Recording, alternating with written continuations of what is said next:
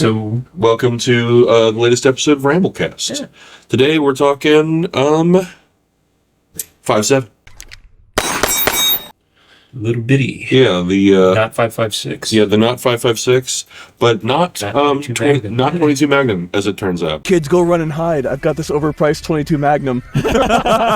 Yeah, never have I been more interested in a cartridge. Never have I been more convinced that the lore on a cartridge was wrong, and like never have I seen a cartridge where, depending on what round, like what actual construction of the bullet and the cartridge, just for the same type of cartridge there is, like it performs completely differently. And also, like, what an odd smattering of like guns that shoot it and how differently they perform. All six of them. All six of them.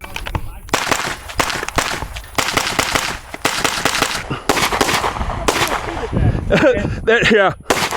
Hit. Yeah, Yeah. like, man, what a mixed bag of nuts.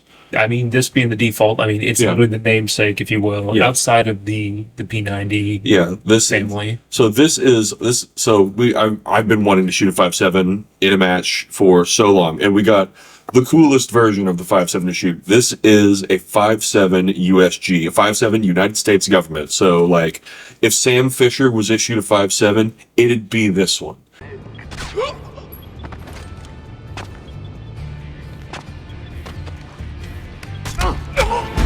So, I was so Sam jazzed. Fisher definitely ran around 5.7. So Fisher definitely did run around the 5.7. Shot Like, so many light bulbs. dude, you want to talk about? Yeah, dude, man, I'll tell you what, let's pop a light bulb like you wouldn't The believe. light bulb at 100 paces. The guards will never know what hit it. Just make me think of that old Freddie Wong video where he like does the cart roll. That's so good. We turned out the lights. But yeah, no, like the coolest version of the 5.7 pistol. It got just like a lesson in like, man, life be what it be sometimes. I was so jazzed to use this. We finally found a match that would let us shoot 5.7. I was like, hell yeah, I'm gonna shoot a 5.7 in competition. Nobody's done that before. And then I pulled the trigger twice, turned, my cleats slipped immediately. Stand by. Whoa, shit. Woo. Uh-oh, having problems. Almost busted my ass and got disqualified. Managed to recover with a pretty sweet power slide. Knocked my whole belt off. It was fun. Yeah, See, like, yeah. Then had to finish the stage with one magazine, which thank God they're 20 rounds, and then one rifle magazine. I know. This is not working good. My cleats slipped immediately. Fuck it. Think I can do it.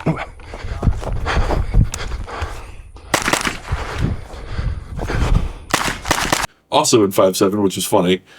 And then I broke the 5.7 on the very next stage. The first time I tried to like load it in competition.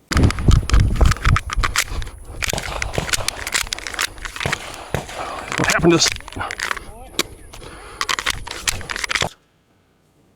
You know, just it'd be what it'd be. actual 5.7 issues are Yeah. caused by the round, but not why you would think. Yeah, exactly. Not why you would think. So it's sort of funny, and we're now learning about guns that have been so niche that like no one has shot them enough to really have problems with them. Until recently, no one had that budget. Yeah, so recently no one had that budget. That is true. 5.7 for the reason we started doing this to begin with is one, because I wanted to shoot a 5.7. Two, it's not that expensive right now. For once in fucking history, it's not that expensive. It is like. Well, when Karnikon was shooting the PS90, it was around like, he said a 45 auto price, but that was like, man, I was a younger person. Yeah, fair enough. I mean, it right now is like, I would say like competition 9mm 124 grain price for the FMJ. Like Fiocchi FMJ you can get for like 30 cents to 38 cents a round right now. I've seen that for like 40, 37 cents. Yeah, so like it's like it's shootable right now by like the layman, if you will. And there's a couple platforms that shoot it, and they're not crazy. Like these aren't $2,000 guns anymore. These are like $750 gun, and there's plenty of other versions of it. And they're all like they're all affordable. They're Glock pricing, basically, is kind of where we're landing. There's Really expensive Glock, but yes. yeah, they're expensive Glock. I mean, the MRD, the brand new one, I think you're looking at $1,000. But Probably we'll call it yeah, 12, just call it an estimate. You have to buy stuff. yeah. So like, they're not unobtainium anymore, either in bullets or in platforms. And so what we learned with the 5.7, just on our initial thoughts, is that so the one known issue that I had heard about with the 5.7 pistol is that it had a habit of the mag catch spring being a problem.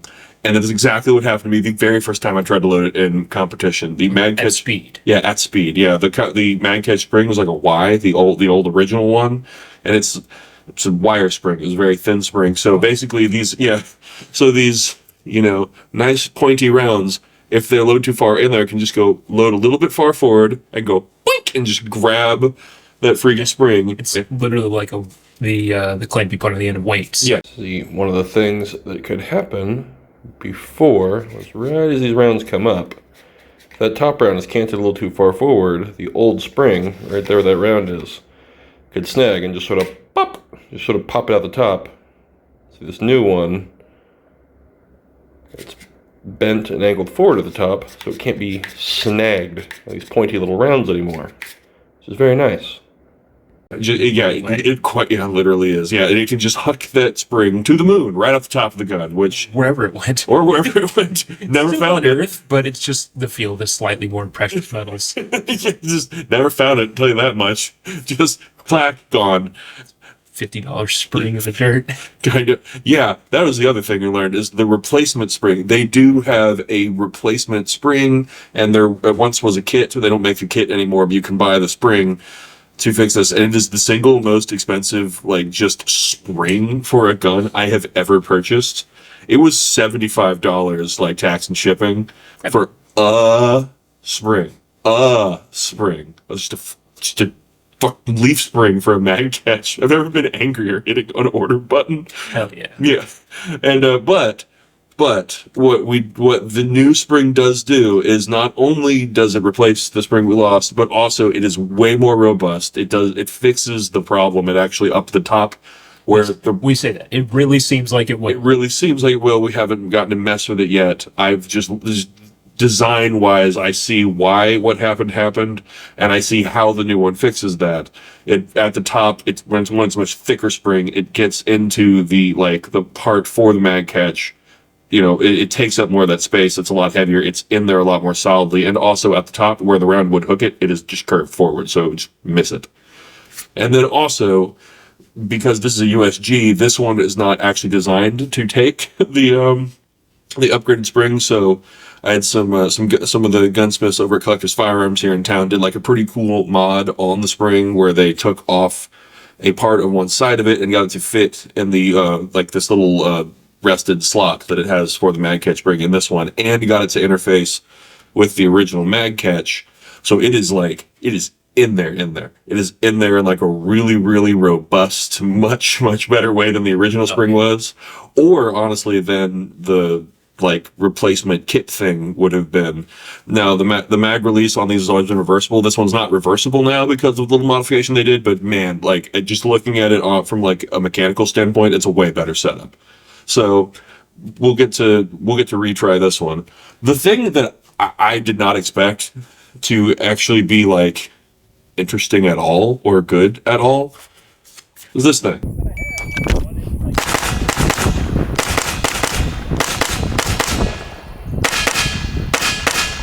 So I don't know if you saw 2 years ago there was there was a rash of videos from everyone, TFB TV and everyone else, everyone who does stuff, Hop and Outlaw and everyone, they all got one and they shot it, and some people said they liked it, some people said they didn't. It's just a Ruger LC carbine in 5.7. Yeah, it's an interesting gun. Yeah, James Reams said he absolutely loved it, and so what happened was I got this gun almost as a joke because I found someone who would take a gun I got for $400 in a trade, and I was like, that's hilarious. I can go to a 2-gun match and shoot nothing but 5.7. And he was like, I got 3 20-round mags for it. I'm like, cool, that's all I need. That's more than I need. I'm gonna use this as a 2-gun. Mostly I want to shoot the 5.7 in a match. And then the 5.7 immediately broke in the one way that people suspected a 5.7 would break at speed. And then they were like, well, I mean, you have technically a PCC. You can just shoot 5.7 in PCC division. Sure. And I was like, all right, well, cool. So I've now got This this. is hilarious. They're like, yeah, that's fine. That's fine. Wreck any curve. Yeah, so that's fine. It's not going to change the dynamic at all.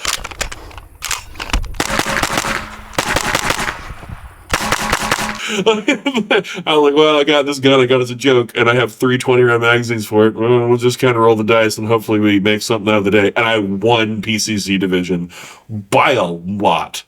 To be fair, there was only a couple people running. There weren't They a lot of mostly like yeah. almost meme guns, which I totally respect. Yeah, it was great. But like, just the fact that people were like, I wait. want some of those. I know.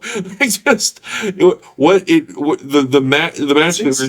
neat though. It really is neat. Well, in the match that we were shooting at, what it does pretty darn well is like if you're running a PCC, I won't say it's not an advantage over going from rifle and pistol, but there are some stages that are very heavily rifle focused, and your PCC will struggle more on a lot of the heavily rifle intensive stuff than just a good comp rifle will. At the very least, most of them will. Yeah. For all we know, you have the one Yeah. that does it. I've seen a couple out there, but I don't have the coin for them. Yeah, fair enough. Yeah, I don't know. Maybe if you get a super duper tuned up, a Yeah, like I've seen it done. yeah, like a JP PCC with multiple optics, maybe you're fine. You're just cruising. But most other people who brought PCCs didn't have anything like that, and they did struggle on rifle intensive stages. You know, it didn't. The Ruger. I had red dot. I mean, guys. Hey! This thing in 5.7, it's like a Star Wars blaster. You basically just like, I would like to hit that thing. Bang. I would like to hit it a lot. Bang, bang, bang, bang, bang, bang, bang, and the optic doesn't move.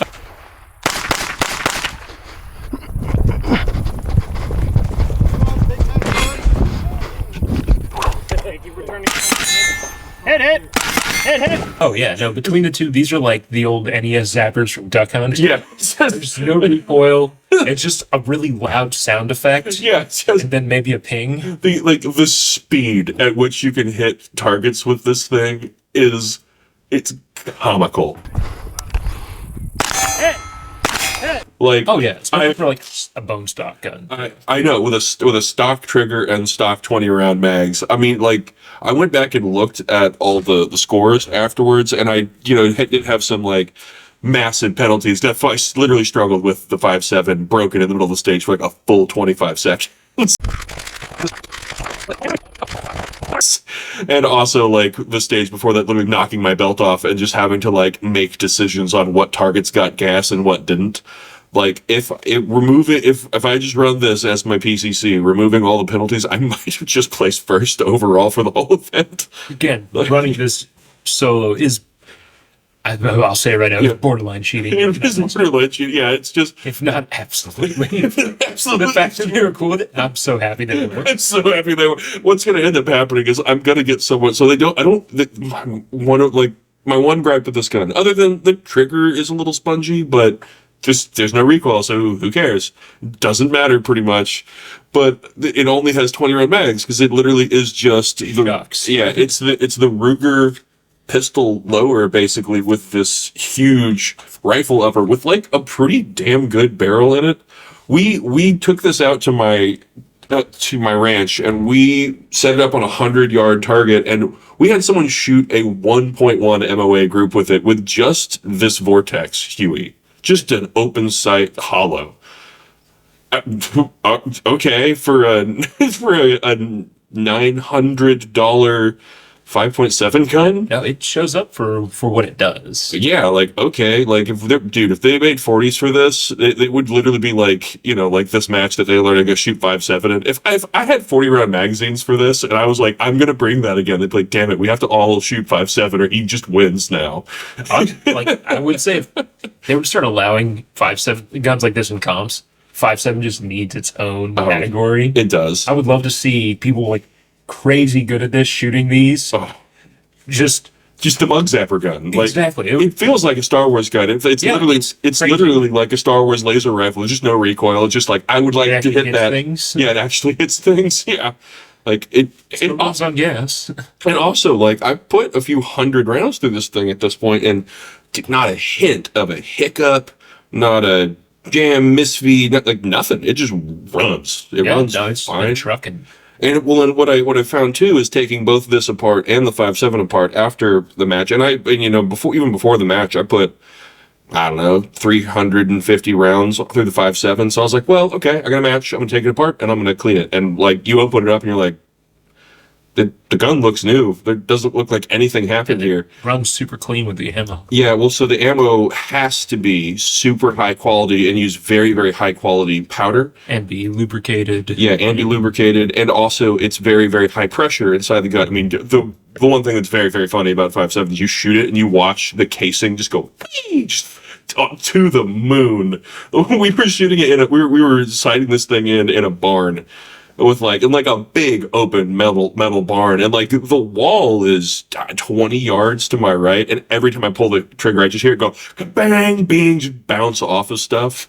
Like it shucks rounds out of this gun. And also, because of how much just high pressure gas is just firing out of the gun, the carbon and everything too that would gunk your gun up is just out. It's gone. Yeah, no, it's Yeah. crazy little gun. They are very, very interesting guns. And the 5.7 just in general, because, the only two guns that shot it forever were the 5.7 pistol and the P90. And FN had the patent on all the ammo. Like, they were so niche for so long, nobody knew anything about it, People really. made stuff for it. Well, they didn't just have the patents. They had also, it only recently-ish became a NATO accepted round as well. So it's been call it a renaissance for the cartridge. Yeah, they're the only people that really used it. We happened upon it. Yeah, the only people that really used it in a duty-ish capacity was a GIGN team with some US SF oversight, and then there were some police departments. I knew someone who was a police officer in Dallas. Their jump out rifle was a P90. There is a couple SWAT units that use them as well. Yeah, and other than that, nobody really knows a whole lot about them. And also, those guys, as far as I know, they were buying the law enforcement only versions of the ammo, which are there's a ton of stuff on the civilian market now that's different. Some spicy lightning. Yeah. With a little bitty gun. Oh yeah. So and there's so much lore around it. I asked someone, I don't know, 8 months ago, something like that, if I could shoot a match with just the 5.7 pistol, and I was like, dude, I'll take no score. I don't care. I just want the video and I want to learn about this gun. And he was like, go away. Stop it. And also the other response I got was that's super dangerous. And then I talked to a bunch of other people, and I got two responses on why it's dangerous to shoot 5.7 in a match, especially if there's steel. Is that one, it's super high velocity, so it will damage the steel. It will it'll pockmark the steel. It'll wreck our steel targets. We can't shoot 5.7. Or because it's high velocity, also what can happen is it can shoot fragments back at your head. It'll spall back at your head, or it'll rip chunks off the target and send them back at you. And that's one of those things you hear, and no one shot 5.7 a bunch at steel. You're just yeah, that tracks. Alright, so we're going to disprove one of the more common myths with the 5.7, as far as I can tell, is that it's just like a spall magnet, sends spall flying all over the place, including back at the shooter. So, we've got some Fiocchi 40 grain, some of the F&H 40 grain S197 SR, and then Hornady Critical Defense. This is a 6-inch steel plate, and we're 10 to 15 feet away. So, if the whole spall thing was true, this would, absolutely fly back at my head and just kill me. I mean, I do have eye and ear pro, and I've tested this so far. So we're gonna do the Hornady Critical Defense, which should just mushroom and expand and fly away. The Hornady, it's basically a Hornady VMAX round that FN sells, and then just an FMJ ball, just range ammo. Swap our mags. So, it's Hornady critical defense, no spall, not back at us. The FM ammo, nothing. And then just regular FMJ. If this was going to send spall back at my face, this would do it. Nothing. And, you know, it's also not obliterating the steel. You know, it just looks like you shot it with 9mm or something like that. It swings, so it does, you know, do enough to push, you know, poppers off target. So yeah, no, 5.7. Not any more dangerous to shoot at steel than 9mm ball. It does sound like it will. Sounds true. Yeah. Sure. Why not? No, it's bullshit. It's complete bullshit. I tested it. We know of so far. That I know of so far. I shot I literally was like, I put targets. You're gonna find the one round that does it. I know you have to find one round that does it. I suspect what that comes from is, so there is. I will give that a little bit of credence. The damaging steel part with the regular FMJ rounds, theoretically, from a physics standpoint, over time and thousands and thousands and thousands of rounds, there could be, because of how fast it is, slightly more microfracturing over very long periods of time. And we're talking thousands of rounds, but only if you're hitting the target in like the same spot.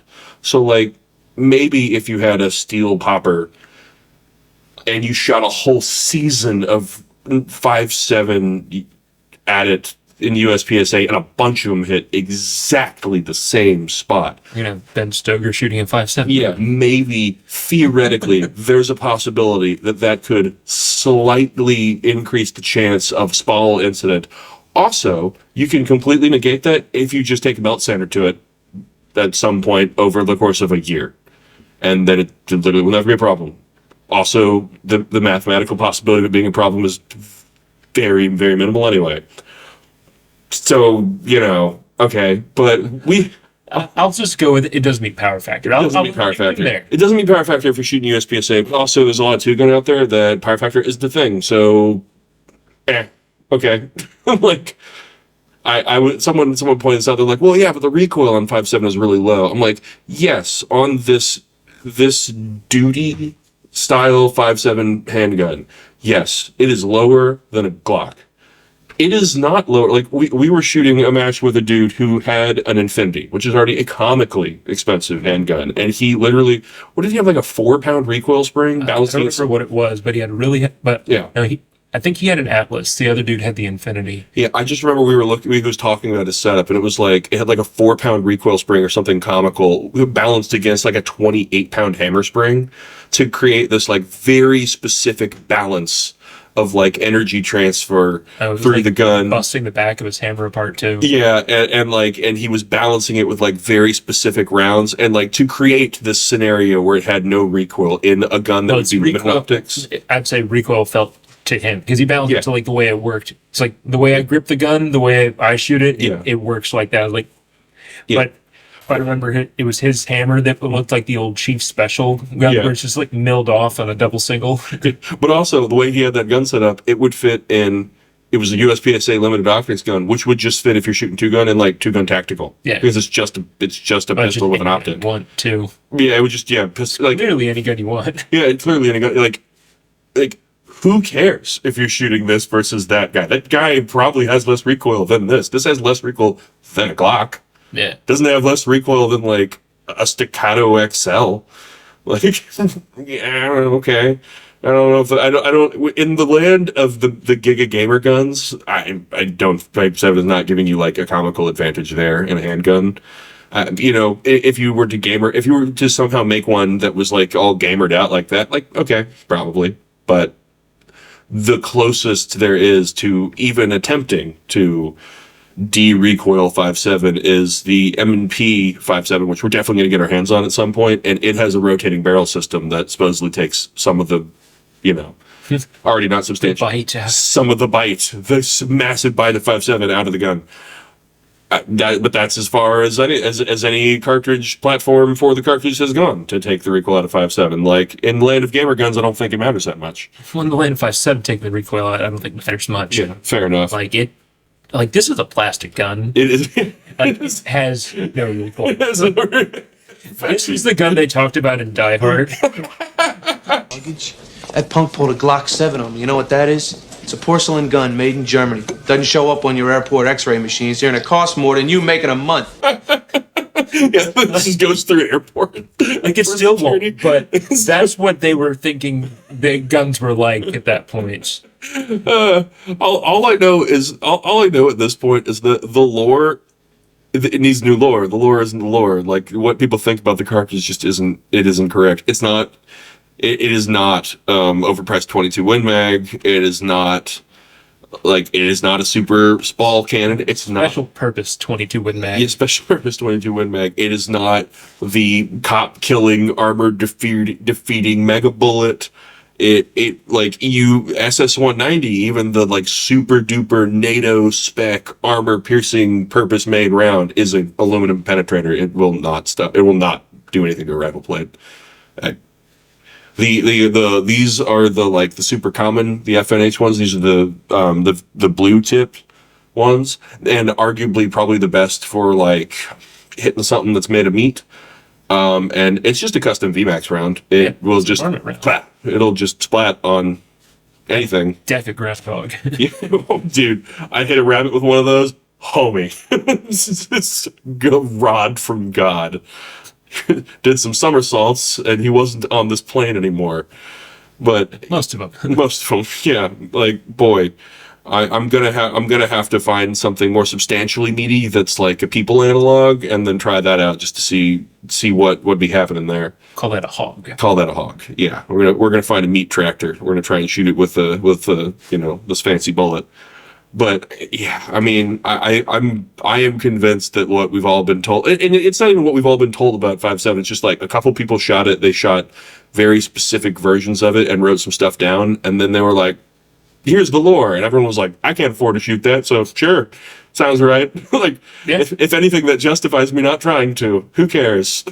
I remember the guns were coming out, and people were like, "Oh, what's that shoot? 9mm? No, it shoots 5.7. Like, what is that? What is that? Yeah, a couple. Silly little bullet." Almost every person I've showed that to who's not like a really serious like gun guy or like a gamer is like, what is 5.7? I'm like, good question. That's what we're here to find out.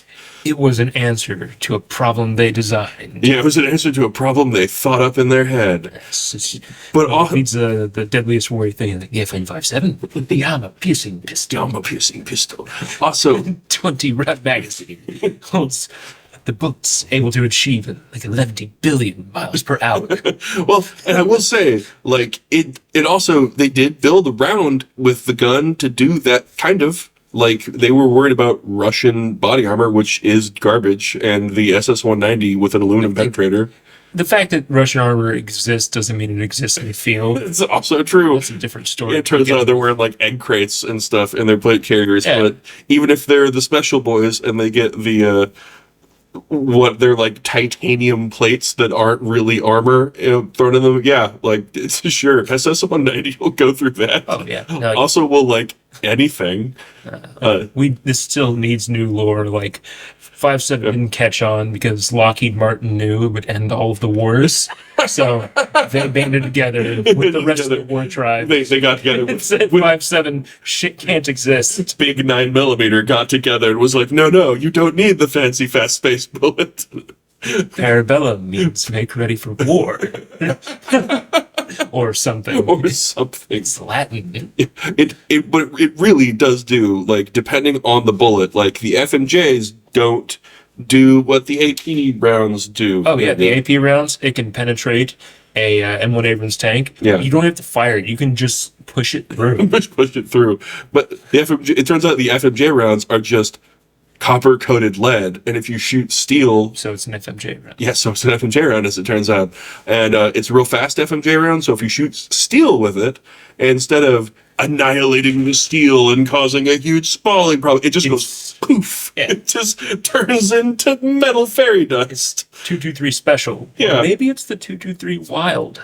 I'm still trying to find that cartridge. I was just laughing. So someone was like, "Yeah, no, like, but what if it causes this microfracturing and causes spall?" I'm like, I shot a bunch of steel with 357 Magnum, like bear hunting cartridge 357 Magnum. Like, I've seen also like steel poppers fail. You know what happens? The welds break, and then they're like, "Ah, dang, gotta get a new steel popper because I'm not a welder."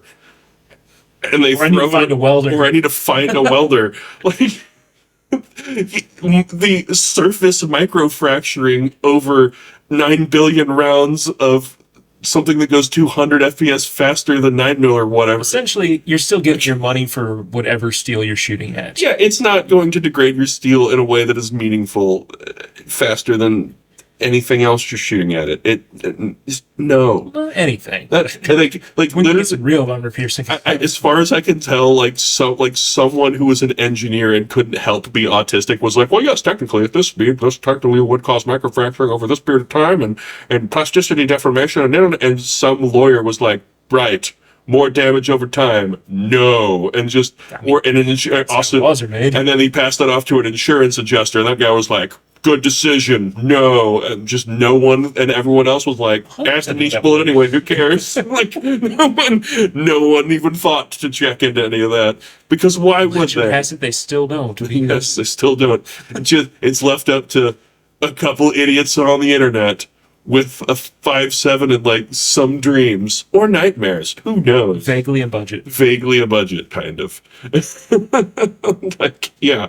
So this is just sort of an initial thoughts just thing on 5.7 in general. Again, like it's like Definitely go buy all the 5.7 you can and shoot it at everything you can. shoot it at everything you can. That's the best way to do it. Yeah, I want to find. Yeah, let me know what Everything happens. we've ever said about all this, I hold everything we've ever done to be anecdotal. Yeah. Because exactly what it is. Yeah, exactly what it is. It is our anecdote. We're going to tell you about our anecdote. Hell, I think eventually what I'm going to do is we'll have like a Patreon, and part of that will literally be everything that we shoot. I will write down, like physically write a very detailed description of everything that we discovered about whatever it is. There'll be a Desert Eagle section in there that's so goddamn autistic you won't even be able to read it without losing your mind. So much science. It's so much science, such monkey science. Then 5.7 will be right behind it, man. Like it'll be right in there.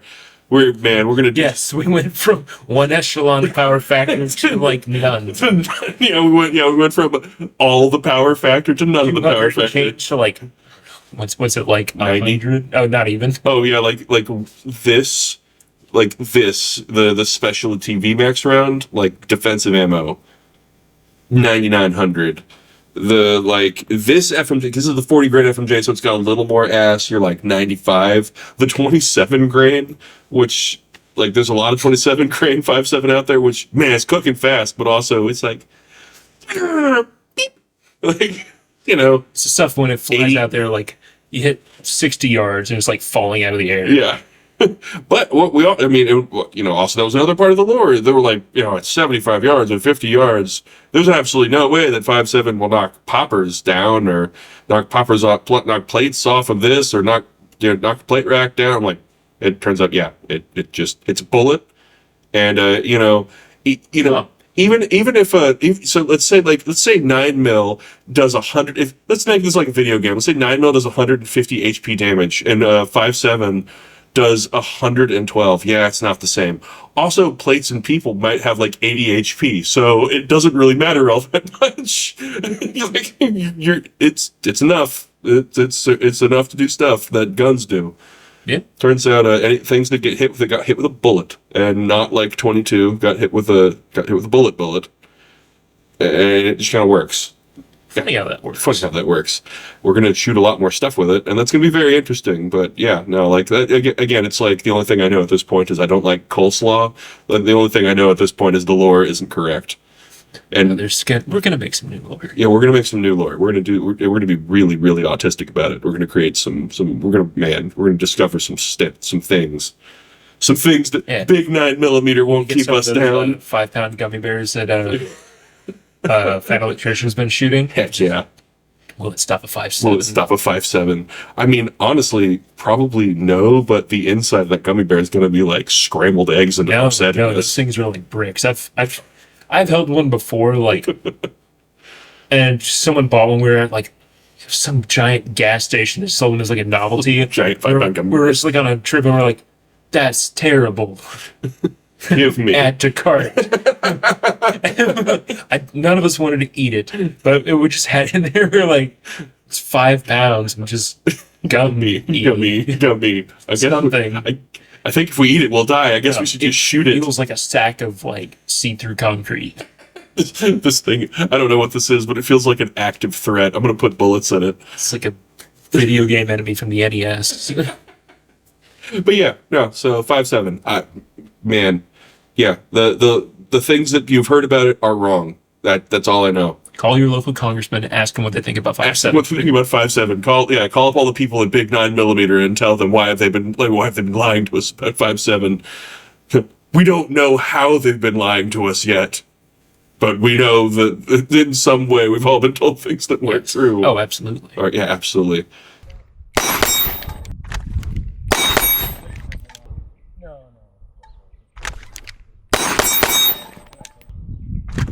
Most of them.